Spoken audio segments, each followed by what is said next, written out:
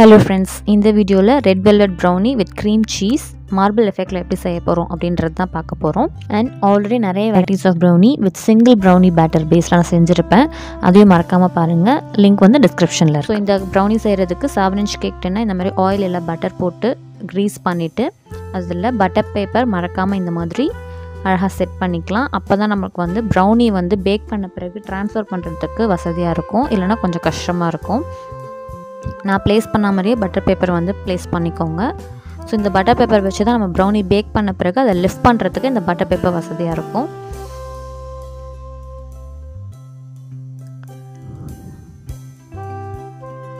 எந்த ஒரு சின்ன சுருக்கம் கூட இல்லாமல் வச்சிங்கன்னா நம்மளுக்கு பேக் ஆகி வரும்போது ப்ரௌனி வந்து நல்லா நீட்டாக இருக்கும் ஃபினிஷிங் பார்க்குறதுக்கு.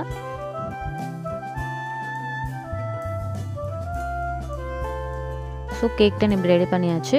நான் ஒரு ஃபுல் க்ரீம் மில்க் 1/2 லிட்டர் இந்த மாதிரி நான் வந்து கர்டில் பண்ணி எடுத்துக்கிறேன். அதாவது திரிச்சு எடுத்துக்கலாம். நான் யூஸ் பண்ணது வந்து லெமன் ஜூஸ் யூஸ் பண்ணேன், 2 பெரிய சைஸ் லெமன். நீங்கள் என்ன மில்க் யூஸ் பண்ணுறீங்களோ அதை பொறுத்து வந்து லெமன் ஜூஸோட குவான்டிட்டி மாறலாம். மைதா வந்து 1 கப் இந்த மாதிரி லெவல் பண்ணி எடுத்துக்கலாம் மைதாவை. Cocoa powder 1/4 cup, baking powder 1/2 teaspoon, baking soda 1/4 teaspoon, salt 1 pinch. இது எல்லாத்தையும் சேர்த்து இந்த மாதிரி நல்லா வந்து மிக்ஸ் பண்ணி எடுத்துக்கலாம். Try ingredients ready. இப்போ வெட் இன்க்ரீடியன்ஸ்க்கு ஆயில் இல்லைனா பட்டர் 1/4 கப், சுகர் 3/4 கப், இது எல்லாத்தையும் சேர்த்து இந்த மாதிரி நல்லா பீட் பண்ணி எடுத்துக்கலாம். நான் வந்து பவுடர் சுகர் யூஸ் பண்ணியிருந்தேன். பட்டர் யூஸ் பண்ணுறாமல் இருந்தால் மெல்டட் பட்டர் யூஸ் பண்ணிக்கணும். நம்ம ரெடி பண்ணி வச்சுருந்த ட்ரை இன்க்ரீடியன்ஸை இதில் போட்டு நல்லா வந்து இந்த மாதிரி ஜலிச்சு எடுத்துக்கலாம்.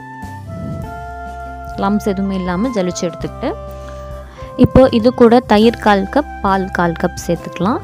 தயிர் வந்து நிச்சயமாக கடை தயிர் தான் இருக்கணும். ஏன்னா தயிர் கொஞ்சம் கூட அந்த புளிச்சிருக்கக்கூடாது.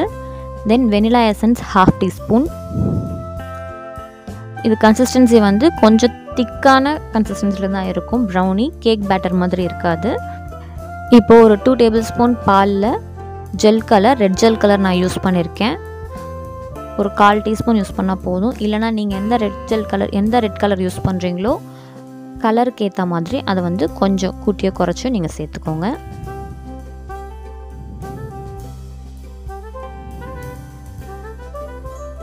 கன்சிஸ்டன்சி பார்த்தா தெரியும், கொஞ்சம் திக்கான ஃப்ளோயி கன்சிஸ்டன்சியில் தான் இருக்கும். ப்ரௌனி பேஸ் இப்போ வந்து ரெடி ஆயிடுச்சு. இப்போது நம்ம க்ரீம் சீஸ் ரெடி பண்ணிக்கலாம்.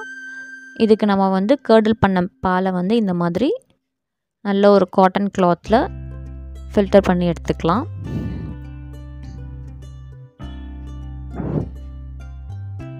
ஆக்சுவலி ஃபர்ஸ்ட் வந்து இந்த ஸ்டெப் பண்ணிவிட்டு அதை வந்து நம்ம வந்து கட்டிட்டு ஃபுல்லாக உள்ளே இருக்கிற தண்ணியெல்லாம் நம்ம வடிகிற வச்சிட்டோம்னா நம்ம cake batter brownie batter ready பண்ணுற ப்ரிப்ரேஷனில் இறங்கிட்டோம்னா அதுக்குள்ளே இது வந்து தண்ணி ஃபுல்லாக வடிஞ்சிருக்கும்.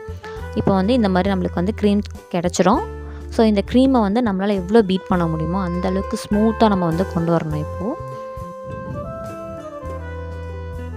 விஸ்க் தான் வேணும்னு இல்லை, ஸ்பூனில் கூட பண்ணலாம். இந்த மாதிரி நல்லா பீட் பண்ணிக்கலாம். இதை எவ்வளோ பீட் பண்ண முடியுமோ அந்தளவுக்கு நம்மளுக்கு வந்து ஸ்மூத்தாக கன்சிஸ்டன்சி கிடைக்கும். இது கூட 3 டேபிள் ஸ்பூன் மில்க் பவுடர், இது ஆப்ஷனல் தான், அது இல்லைனா கண்டென்ஸ்டு மில்க் கூட சேர்க்கலாம். And 1/4 cup powder sugar. ரொம்ப ஃபைனாக இருக்கணும் அந்த பவுடர் சுகர். ரொம்ப சாஃப்டாக இந்த பவுடர் சுகர் இருந்தால் நம்மளுக்கு வந்து அந்த க்ரீம் சீஸ் கன்சிஸ்டன்சி ஈஸியாக கிடச்சிரும். கண்டென்ஸ்டு மில்க் சேர்த்தா பால் சேர்க்குறது கூடயோ குறைச்சிக்கோ பண்ணிக்கணும். நான் கண்டென்ஸ்டு மில்க் இதில் ஆட் பண்ணலை.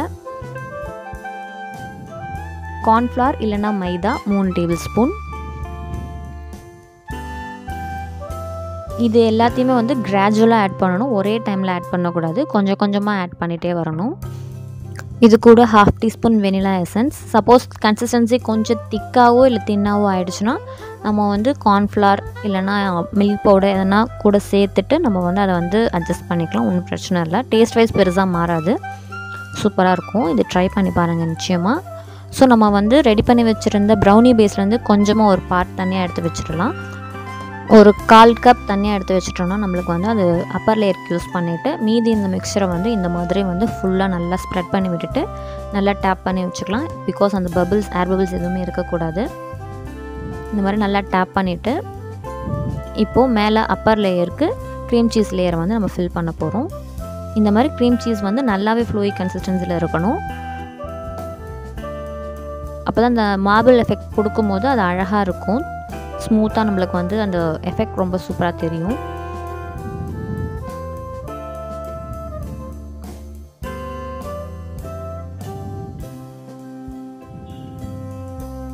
கார்னர்ஸ் எல்லாம் நல்லாவே ஃபில் பண்ணிவிட்டு இப்போ வந்து நம்ம எடுத்து வச்சுருந்த அந்த ப்ரௌனி பேஸை வந்து நம்ம மேலே இந்த மாதிரி கொஞ்சம் கொஞ்சமாக குட்டி குட்டி ட்ராப்ஸாக வந்து நம்ம அங்கங்கே ப்ளேஸ் பண்ணிவிட்டு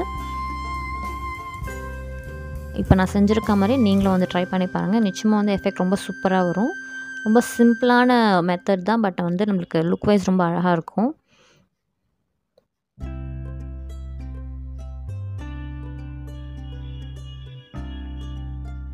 இது வந்து 7 இன்ச் கேக் டின். நீங்கள் 6 இன்ச் எடுத்துருந்தீங்கன்னா உங்களுக்கு வந்து ப்ரௌனி வந்து பேக் ஆகிட்டு வரும்போது நம்மளுக்கு சைஸ் வந்து கொஞ்சம் பெருசாக தெரியும். ஸோ இப்போ நான் டூத்பிக் வச்சு இப்படி ஸ்லைட் பண்ணி விடுற மாதிரி நீங்களும் ட்ரை பண்ணி பாருங்கள். அந்த மார்பிள் எஃபெக்ட் அழகாக வந்துடும். ரொம்ப டீப்பாக போகக்கூடாது. க்ரீம் சீஸ் லேயர்லேயே தான் அந்த ஸ்லைடிங் இருக்கணும்.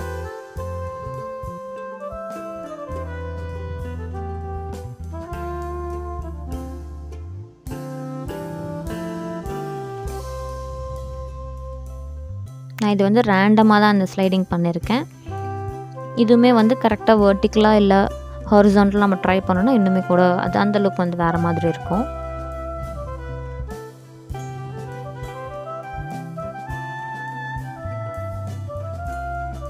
ஸோ இப்போ ஃபினிஷிங் முடிஞ்சிருச்சு. ஸோ இப்போ வந்து இதை நான் வந்து ஓடிஜியில் வந்து 180 டிகிரி செல்சியஸ் 30 to 35 மினிட்ஸ் நான் பேக் பண்ணி எடுத்துட்டேன். ஓடிஜி வந்து ப்ரீ ஹீட் பண்ணியிருந்தேன் 10 மினிட்ஸ் 150 டிகிரி செல்சியஸில். இந்த மாதிரி டூத் பிக் வச்சு நான் உள்ளே இன்சர்ட் பண்ணி பார்த்தேன். எதுவுமே வந்து நம்மளுக்கு பேட்டர் எதுவுமே வந்து ஒட்டலை. ஸோ இப்போ வந்து கேக் வந்து ரெடி ஆகிடுச்சு. ஸோ இப்போ நம்மளுக்கு ப்ரௌனி ரெடி ஆகிடுச்சு. இதை கூல் பண்ண விட்டுறணும். கூல் பண்ண விட்ட பிறகு தான் நம்ம வந்து டின்னில் வந்து ட்ரான்ஸ்ஃபர் பண்ணணும். இல்லைனா அது வந்து பிரேக் ஆகிறதுக்கு சான்ஸ் உண்டு. நான் எப்படி லிஃப்ட் பண்ணுறோம் அந்த மாதிரி தான் வந்து நம்மளுக்கு வந்து பட்டர் பேப்பர் வந்து யூஸ்ஃபுல்லாக இருக்கும் லிஃப்ட் பண்ணுறதுக்கு. ப்ரௌனி பேக் ஆன பிறகு இப்போ நம்ம வந்து ஸ்லைஸ் போட்டுடலாம்.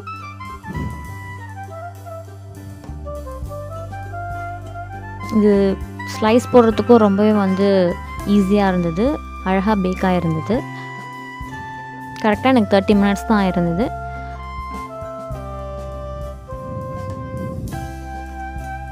இதே மாதிரி பேக் பண்ணி அழகாக எதனா ஒரு பாக்ஸில் நம்ம வந்து சர்வ் பண்ணலாம். ரொம்ப அழகாக இருக்கும். ரொம்ப டேஸ்டியாக இருந்தது இந்த ப்ரௌனி. நான் என்னோடய ஓன் யூஸ்க்கு தான் பண்ணியிருந்தேன். நான் ஆல்ரெடி சொல்லியிருந்த மாதிரி நான் இதே மாதிரியே சேம் ப்ரௌனி பேஸில் வந்து நிறைய டைப்ஸ் ஆஃப் ப்ரௌனி செஞ்சுருந்தேன். அதோட வீடியோ லிங்க்கையும் நான் டிஸ்கிரிப்ஷனில் ஆட் பண்ணுறேன். மறக்காமல் செக் பண்ணி பாருங்கள். நிச்சயமாக வந்து ரொம்ப நல்லாயிருக்கும். ஈஸி மெத்தட் தான், பட் டேஸ்ட் வைஸ் ரொம்பவே நல்லா இருந்தது அந்த ப்ரௌனிஸும்.